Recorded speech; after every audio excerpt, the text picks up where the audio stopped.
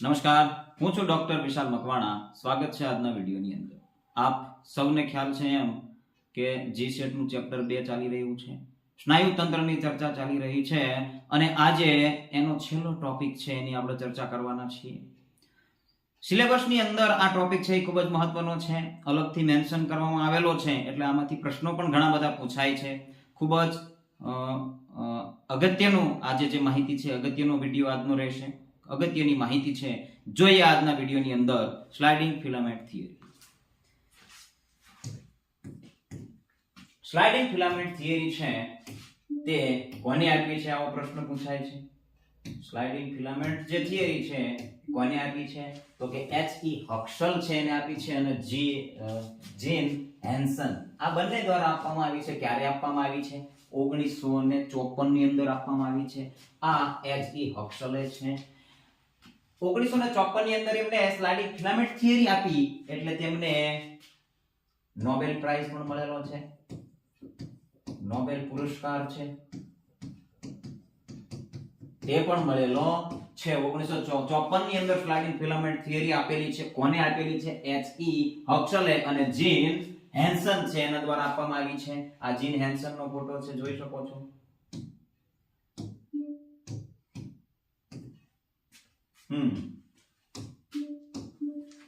આની આપણે ચર્ચા કરેલી છે. મસલ્સ મેન છે, એની અંદર ડીપમાં એની મસલ્સ માંથી જે બંડલ નીકળે છે ને ફેસિકલ્સ કહેવાય છે. ફેસિકલ્સ માંથી જે બંડલો હોય છે, બંડલોનો સમૂહ હોય છે, એ ફાઈબર મસલ્સ ફાઈબર છે. એની અંદર માયોફાઇબ્રિલ હોય છે. મસલ્સ ફાઈબરની ચર્ચા આપણે થઈ ગયેલી છે અગાઉના વિડિયોની અંદર. વિડિયો ના જોયો તો એને પણ જોઈ લેવો. અને આજે છે એ માયોફાઇબ્રિલ છે એની પણ ચર્ચા કરીશું, ફિલામેન્ટ છે એની પણ ચર્ચા કરીશું, અને સ્લાઇડિંગ ફિલામેન્ટ થિયરી છે એને પણ આપણે સમજવાના છીએ. સ્લાઇડિંગ ફિલામેન્ટ થિયરી સમજવી હોય એટલે માયોફાઇબ્રિલ ને સમજવું ખૂબ જ અગત્યનું બની રહે છે. તો એટલા માટે આપણે આ બધી જે છે એ ચર્ચા કરવાના છીએ. આ સાર્કોમેયર છે. ચલો હવે જે મસલ્સ માયોફાઇબ્રિલ છે, આ માયોફાઇબ્રિલ, આ પણ માયોફાઇબ્રિલ છે. જો એની અંદર અહીંયા લાઈન આપેલી છે ને, આ લાઈન થી આ લાઈન સુધીનો ભાગ એક સાર્કોમેયર થયું એમ કહેવાય. શું કહેવાય? એક સાર્કોમેયર. એવા અહીંયા જો જોઈએ તો આ એક મસલ ફાઈબર બનાવ્યો છે આપણે, તો એની અંદર આપણે ડ્રો કરીને જોઈએ કે કઈ રીતના હોય છે. તો આ ઝેડ લાઈન છે. હા, ઝેડ લાઈન શું છે એને પણ હમણાં આગળ આપણે સમજવાના છીએ. આવી રીતે ઘણા બધા સાર્કોમેયર મસલ્સ ફાઈબર ની અંદર હોય છે. એની અંદર એક્ટિન અને માયોસિન ફિલામેન્ટ સાર્કોમેયર ની અંદર રહેલા હોય છે. જો અહીંયા એક ઝેડ લાઈન છે આપણે જોયું, અને આ ઝેડ લાઈન થી આ ઝેડ લાઈન એક સાર્કોમેયર. એવી રીતે આ એક ઝેડ લાઈન આપણે એવી દોરી છે, આ એક સાર્કોમેયર, આ બીજું, આ ત્રીજું, આ ચોથું, અને આપસમાં આ રીતે માયોફાઇબ્રિલ ની અંદર જોડાયેલા હોય છે. તો આપણે એક સાર્કોમેયર છે એની પણ આપણે ડિટેલ ચર્ચા કરવી પડશે, કારણ કે એને સમજ્યા વગર આખી સ્લાઇડિંગ ફિલામેન્ટ થિયરી છે એ આપણને સમજમાં આવશે નહીં. એટલા માટે આપણે સૌથી પહેલા એને સમજશું.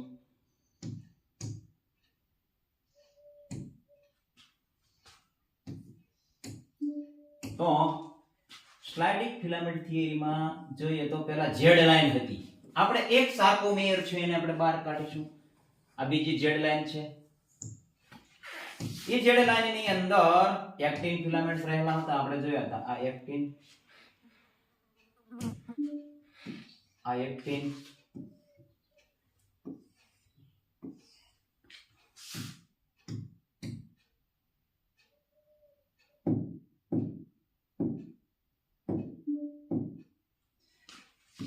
આ એક્ટિન ફિલામેન્ટ છે.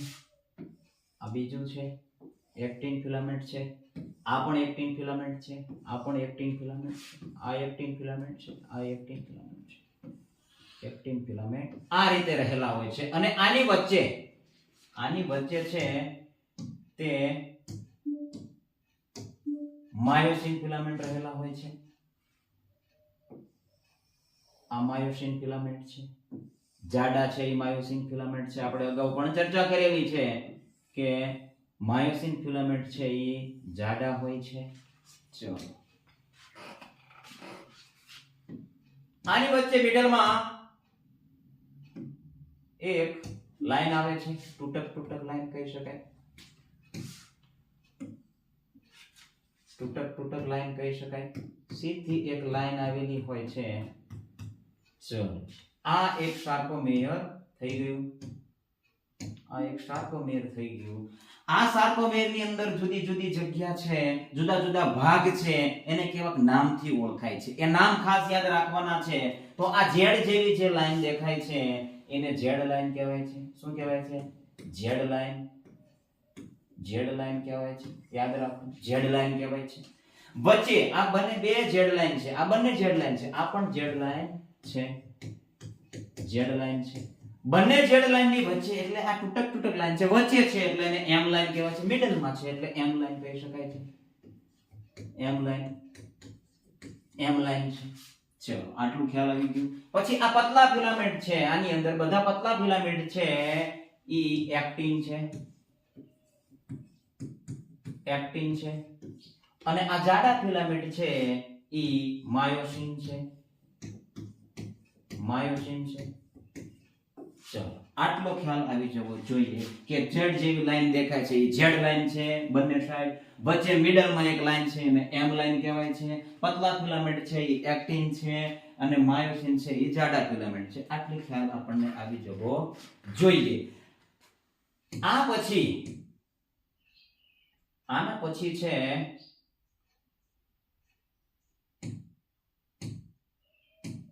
આ કલર લઈ લઈએ દેખાશે. ચલો એના પછી આ છે જ્યાં એક્ટિન શરૂ થાય છે, પૂર્ણ થાય છે અને બીજું એક્ટિન પૂર્ણ થાય છે, એ વચ્ચેની જે જગ્યા છે અહીંયાની એને કહેવાય છે એ બેન્ડ. એ બેન્ડ કહેવાય છે, જેને ડાર્ક બેન્ડ પણ કહેવાય છે. શું કહેવાય છે? ડાર્ક બેન્ડ પણ કહેવાય છે, ડાર્ક બેન્ડ. શું કામ ડાર્ક બેન્ડ કહેવાય છે? કારણ કે માયોસિન જાડા છે, એ ભાગની અંદર ખૂબ જ ઘાટું એની અંદર દેખાશે એટલે ડાર્ક બેન્ડ કહી શકાય. એ બેન્ડ એનું નામ છે, એનું એ બેન્ડ છે.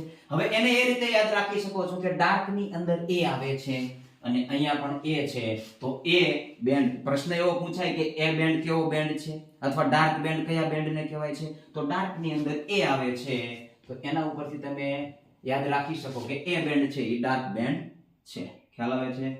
ચલો એના પછી અહીંયા જે છે માયોસિન જ્યાંથી પૂર્ણ થાય છે અને અહીંયા બીજા એક્ટિન ફિલામેન્ટ છે. હમણાં આપણે જોયું કે લાઈનમાં સાર્કોમેર એક પૂર્ણ થાય એટલે તરત બીજું ચાલુ થાય છે, તો ત્યાંથી બીજો માયોસિન ચાલુ થાય છે, ત્યાં સુધીનો ભાગ છે એને આઈ બેન્ડ કહેવાય છે. આઈ બેન્ડ કહેવાય છે, આઈ બેન્ડ કહેવાય છે.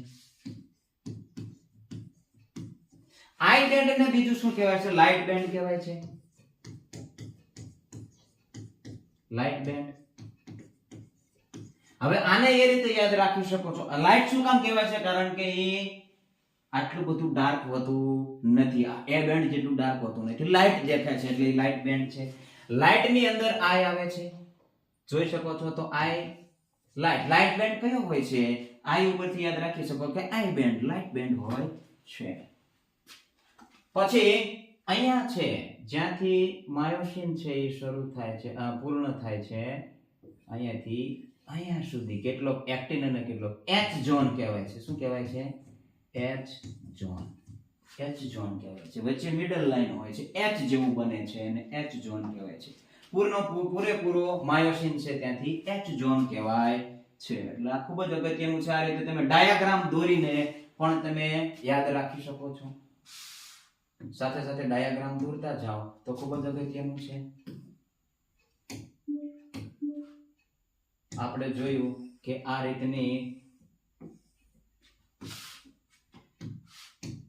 રીતનું આખું માયોફાઇબ્રિન હોય છે. એની અંદર આ ઝેડ લાઈન છે, ઝેડ લાઈન છે, એની અંદર પતલા ફિલામેન્ટ છે,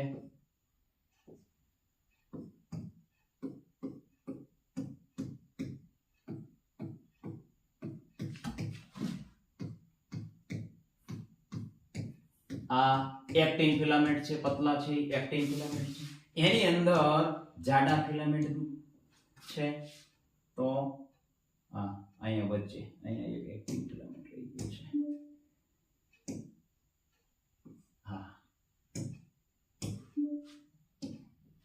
આ બંનેની વચ્ચે માયોસિન ફિલામેન્ટ રહેલા હોય છે. આ રીતના આપણે એક સાર્કોમેર છે એને કાઢ્યો અને જોયો હતો. તો આ એક માયોફાઇબ્રિલ છે. માયોફાઇબ્રિલ છે એની અંદર જોઈ શકો છો તમે કે ઘણા બધા સાર્કોમેર હોય છે. અહીંથી અહીંયા સુધીનું એક સાર્કોમેર, અહીંયાથી બીજું, અહીંયાથી ત્રીજું, આ રીતે સાર્કોમેર હોય છે. તો એની અંદર જે છે આપણે બેન્ડની વાત કરી તો જો અહીંયાથી એટલે કે આ જો લાઇટ બેન્ડ કહેવાય છે, જો અહીંથી અહીંયા સુધીનું છે એ લાઇટ બેન્ડ કહેવાય છે. Light band. અને આ ઘાટું ઘાટું જે છે તો અહીંથી આટલું ડાર્ક બેન્ડ.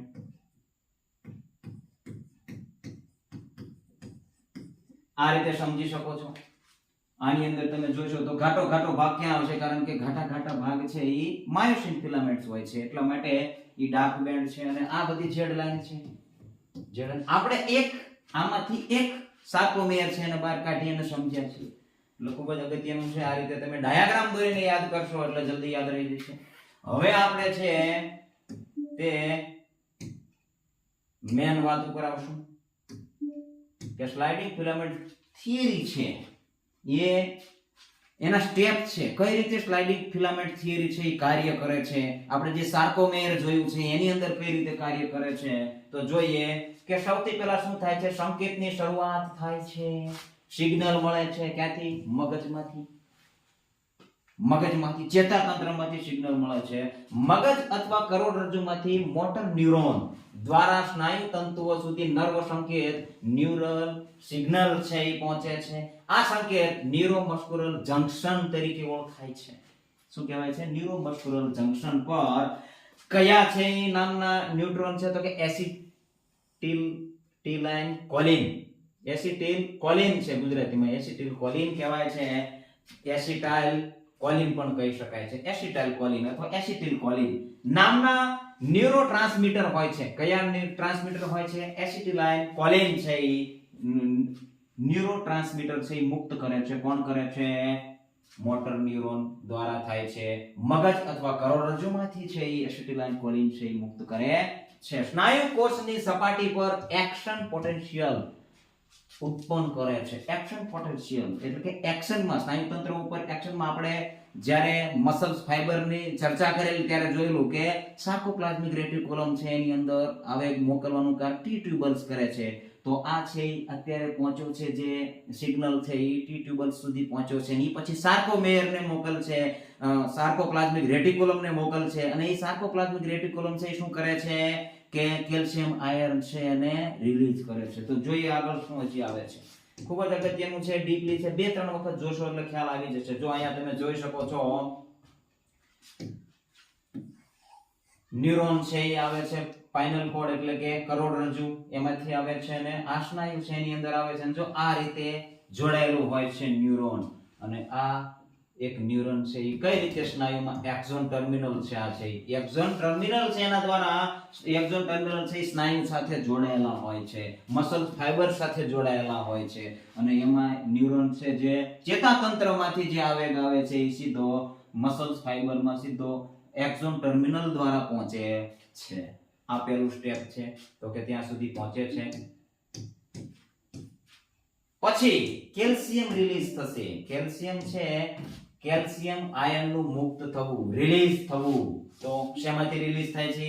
આપણે જોયેલું છે કે એક્શન પોટેન્શિયલ સ્નાયુ તંતુમાંથી ફેલાય છે અને સાર્કોપ્લાઝમિક રેટિક્યુલમ SR જેને આપણે ટૂંકમાં કહીએ છીએ એને ઉત્તેજિત કરે છે. કોણ કરે છે? તો કે જે આવેગ આવ્યો છે ચેતાતંત્રમાંથી એ ઉત્તેજિત કરે છે. ટી ટ્યુબલ્સ છે એ ટી ટ્યુબલ્સ એને ઝડપી છે એ આવેગને કરે છે અને સાર્કોપ્લાઝમિક રેટિક્યુલમ સુધી પહોંચાડે છે. એસઆર માંથી એટલે કે સાર્કોપ્લાઝમિક રેટિક્યુલમ માંથી સંગ્રહિત કેલ્શિયમ છે, કેલ્શિયમ આયન એ છે, જો આયનનું રાસાયણિક નામ છે કેલ્શિયમ આયન છે, સાર્કોપ્લાઝમમાં સ્નાયુ કોષના કોષરસમાં મુક્ત થાય છે. ક્યાં થાય છે? સ્નાયુ કોષ છે એના કોષરસની અંદર મુક્ત થાય છે. શું થાય છે? કેલ્શિયમ. શેમાંથી થાય છે?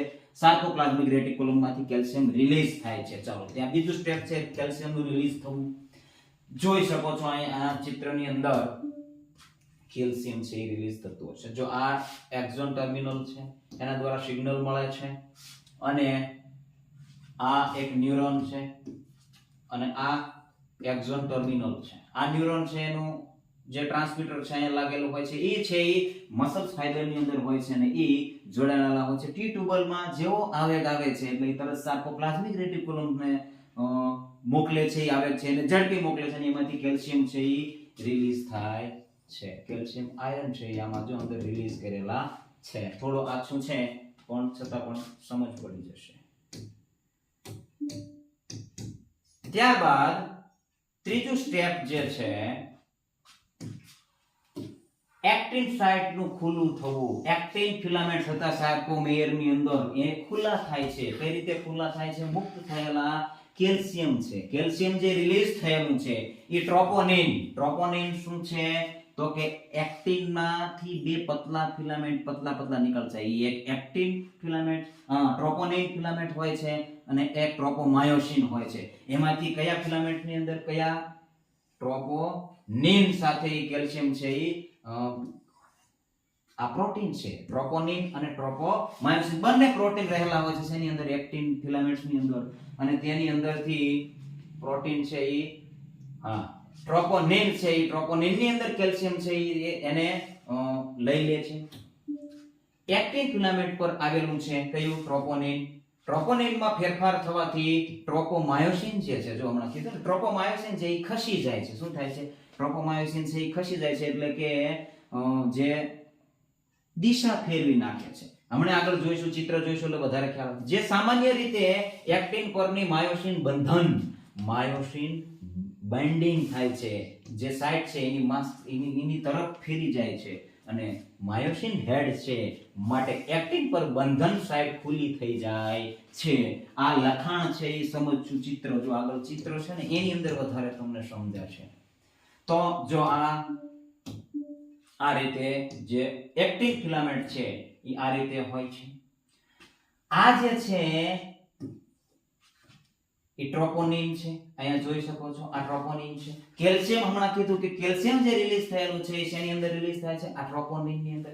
ટ્રોપોનિન ની અંદર કેલ્શિયમ રિલીઝ થાય છે એટલે એ બંને છે એ ક્રોસ બ્રિજ છે, તો એ ક્રોસ બ્રિજ માંથી ટ્રોપોમાયોસિન છે એ ખસી જાય છે અને ટ્રોપોનિન છે એ આ જે છે આ માયોસિન છે. શું છે? માયોસિન ફિલામેન્ટ છે એની તરફ એનું હેડ છે, એનું માથું છે એની તરફ થઈ જાય છે અને આ માયોસિન નું હેડ છે એની તરફ. એ બંને એક સાઈડ થઈ જાય છે. આટલું સમજવાનું છે. બંને એક સાઈડ થઈ જાય. હવે આગળનું સ્ટેપ શું છે તેને આપણે જોઈએ. થોડું અઘરું છે પરંતુ સમજશો એટલે સમજાઈ જશે. ક્રોસ બ્રિજ ની રચના થાય છે. હમણાં જોયું ક્રોસ બ્રિજ ની રચના થાય છે. માયોસિનના હેડ્સ હમણાં કીધું માયોસિન ની ઉપર જે હેડ્સ હતા એટીફેઝ એન્ઝાઇમ હોય છે. એટીફેઝ એન્ઝાઇમ હોય છે. એટીપી કહેવાય છે. એટીપી શેની ઉપર હોય છે? માયોસિન ઉપર હોય છે. યાદ રાખવાનું છે. એટીપી નું એટીપી અને ફોસ્ફેટ બંનેમાં અલગ થાય છે. એટીપી એ એડિનો ટ્રાઇફોસ્ફેટ છે. 3 ટ્રાઈ એટલે 3 ફોસ્ફેટ રહેલા છે. 3 ફોસ્ફેટ ભેગા થાય છે એટલે એટીપી છે. એમાંથી શું થાય છે? એડીપી એડિનો ડાઇફોસ્ફેટ છે. ડાઈ એટલે 2 ડાઇફોસ્ફેટ છે. ડાઈ એટલે 2 પ્લસ 1 ફોસ્ફેટ. એક ફોસ્ફેટ અલગ થાય છે. જો એટીપી માંથી એડીપી અને ફોસ્ફેટ, એક ફોસ્ફેટ અલગ થઈ જાય છે. એ 3 છે એમાંથી 2 અને 1 ફોસ્ફેટ છે એ અલગ થઈ જાય છે. એ અલગ થાય છે, વિભાજિત કરે છે અને આ પ્રક્રિયા દ્વારા મુક્ત થયેલી ઊર્જાનો ઉપયોગ કરીને માયોસિન હેડ છે એ સક્રિય થાય છે. હવે માયોસિન હેડ છે એ હમણાં આપણે જોયું તો માયોસિન ની ઉપર હેડ હતા. એ હેડ આપણે આગલા ચિત્રમાં પણ જોઈશું. આ સક્રિય માયોસિન છે એ હેડ્સ ખુલ્લી થયેલી એક્ટિન બંધન છે એ સાઇટ સાથે જોડાઈને ક્રોસ બ્રિજ બનાવે છે. ક્રોસ બ્રિજ બનાવે છે. હવે જોઈએ આગળનું ચિત્ર છે એમાં ખ્યાલ આવશે. આગળનું ચિત્ર છે એમાં ખ્યાલ આવશે. જો અહીંયા જોઈ શકો છે કે આ ક્રોસ બ્રિજ ટ્રોપોમાયોસિન છે અને ટ્રોપોનિન છે. આ કેલ્શિયમ ટ્રોપોનિન છે. આ જે છે ટ્રોપોનિન છે. ટ્રોપોનિન છે. ખ્યાલ આવે છે? ટ્રોપોનિન છે એની ઉપર કેલ્શિયમ આવે છે. જો અહીંયા જોઈ શકો છો Ca2+ Ca2+ છે કેલ્શિયમ આયર્ન છે. એ આની અંદર છોડે છે કોણ? તો કે સાર્કોપ્લાઝમિક રેટિક્યુલમ દ્વારા એની અંદર આવે છે. એની અંદર આ કેલ્શિયમ આવે છે એટલે ક્રોસ બ્રિજ છે એ આખું રોટેટ થાય છે અને આ ટ્રોપોનિન છે એ આ હેડ્સ તરફ થઈ જાય છે. આ માયોસિન છે એ માયોસિનનું જે હેડ છે એના તરફ આ ટ્રોપોનિન ફરે છે એટલે ત્યાં ફરે છે એટલે આની અંદર શું હોય છે? એટીપી હોય છે. એટીપી. હવે એટીપી માંથી એડીપી પ્લસ એક ફોસ્ફેટ અલગ થાય છે. અલગ થવાથી શું થાય છે? તો કે આ છે એની હેડ સાથે કનેક્ટ થઈ જાય છે, એક્ટિવેટેડ થાય છે એટલે આ ટ્રોપોનિન છે એની સાથે જોડાઈ જાય છે. હેડ્સ છે એ ઉપર એડ થઈ જાય. જો અહીંયા એટીપી છે ત્યાંથી એડીપી નું રૂપાંતર થાય છે. ત્યાંથી અહીંયા આવે છે અને ત્યાંથી અહીંયા શું થાય છે? તો આ સ્ટેપ છે એ હવે આગળ જોવાનું છે. તો અહીંયા છે એ તરત હેડ છે એ અહીંયા સીધું છે એટલે હેડ્સ કઈ બાજુ? આ બાજુ એને સ્લાઇડ કરે છે એટલે સ્લાઇડ છે એક્ટિન ફિલામેન્ટ છે માયોસિન ઉપર સ્લાઇડ થાય છે. આ આખી સ્લાઇડિંગ ફિલામેન્ટ છે. આગળ જોઈએ આ સ્ટેપ છે એ હવે છેલ્લું અગત્યનું સ્ટેપ છે. છેલ્લું નથી પણ પાવર સ્ટ્રોક છે. પાવર સ્ટ્રોક થાય છે ફિલામેન્ટ નું સરકવું. ફિલામેન્ટ સરકે છે. હમણાં જોયું આપણે કે જે એક્ટિન ટ્રોપોનિન છે એની સાથે માયોસિન નું હેડ છે એ જોડાય છે. જોડાય છે એટલે માયોસિન હેડ છે એ બેન્ડ થાય છે, બાઇન્ડ થાય છે અને બેન્ડ થાય છે એટલે શું થાય છે? એક્ટિન ફિલામેન્ટ છે એની ઉપર સરકે છે, સ્લાઇડ કરે છે. તો ક્રોસ બ્રિજ બન્યા પછી માયોસિન હેડ તેના બંધન કોણમાં ફેરફાર કરે છે જેને પાવર સ્ટ્રોક કહેવાય છે. શું કહેવાય છે? પાવર સ્ટ્રોક કહેવાય છે. આ પાવર સ્ટ્રોક દરમિયાન માયોસિન એક્ટિન ફિલામેન્ટ્સ ને સેન્ટર તરફ ખેંચે છે. સેન્ટર તરફ ખેંચે છે એટલે આપણે જોયું હતું કે બે એક્ટિન ફિલામેન્ટ છે આ રીતે જુદા હતા અને એની વચ્ચે માયોસિન હતા એટલે માયોસિન શું કરે છે? સેન્ટર તરફ ખેંચે છે એટલે એમ લાઈન છે એ જતી રહેશે અને માયોસિન એક્ટિન બંને છે આમ જોઈન્ટ થશે. બંને સેન્ટરની તરફ આવશે એટલે આ છે થશે સ્નાયુનું સંકોચન થશે. આ રીતે થશે એટલે શું થશે? સ્નાયુનું સંકોચન થશે અને જ્યારે આવેગ પૂરો થશે એટલે આ છે ફરી છૂટા મૂળ સ્થિતિમાં જતા રહેશે. માયોસિન છે એ તરત દેખાશે અને એમ લાઈન પણ ખુલ્લી પડી જશે. આ ખૂબ જ અગત્યનું છે. એ સમજી જશો એટલે તમને આખી સ્લાઇડિંગ ફિલામેન્ટ આ ખેંચાણથી એક્ટિન ફિલામેન્ટ્સ જાડા એટલે કે માયોસિન ફિલામેન્ટ્સ પર સરકે છે. તેનાથી સાર્કોમિયર છે એ સ્નાયુ સંકોચનનો મૂળભૂત એકમ છે. શું છે? સાર્કોમિયર છે એ સ્નાયુનું સંકોચન થાય છે એનો મૂળ એકમ કયો છે? સાર્કોમિયર છે. આવો પણ પ્રશ્ન પૂછાઈ શકે છે કે કારણ કે સાર્કોમિયર આ એક સાર્કોમિયર થયું છે વચ્ચે જાડા ફિલામેન્ટ છે એ માયોસિન છે અને એક્ટિન ફિલામેન્ટ છે એ એક્શન મોડ ની અંદર આવે છે. આવેગ આવે છે ત્યારે શું થાય છે?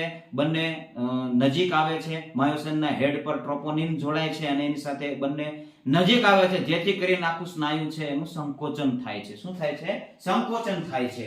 તો અને લંબાઈ એની ઘટે છે એટલે સાર્કોમિયરની લંબાઈ ઘટવાથી સ્નાયુનું સંકોચન થાય છે. ખૂબ જ અગત્યનું છે.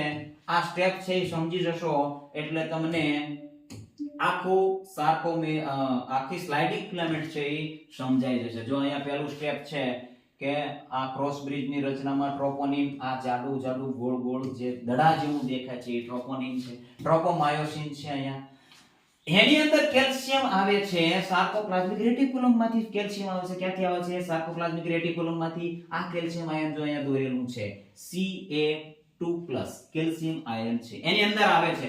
એની અંદર આવવાથી શું થાય છે? જો આની અંદર ત્યાંથી અહીંયા આવે છે. અહીંયા આવે છે એટલે આની અંદર એટીપી હોય છે. માયોસિન ની અંદર શું હોય છે? એટીપી હોય છે. એટીપી નું એડીપી માં રૂપાંતર થાય છે, એક્ટિવેટેડ થાય છે અને એક ફોસ્ફેટ છે અલગ પડે છે. એટીપી માંથી એડીપી અને એક ફોસ્ફેટ અલગ થાય છે એટલે ઉર્જાનું ઉત્પન્ન થાય છે, ઉર્જા મળે છે.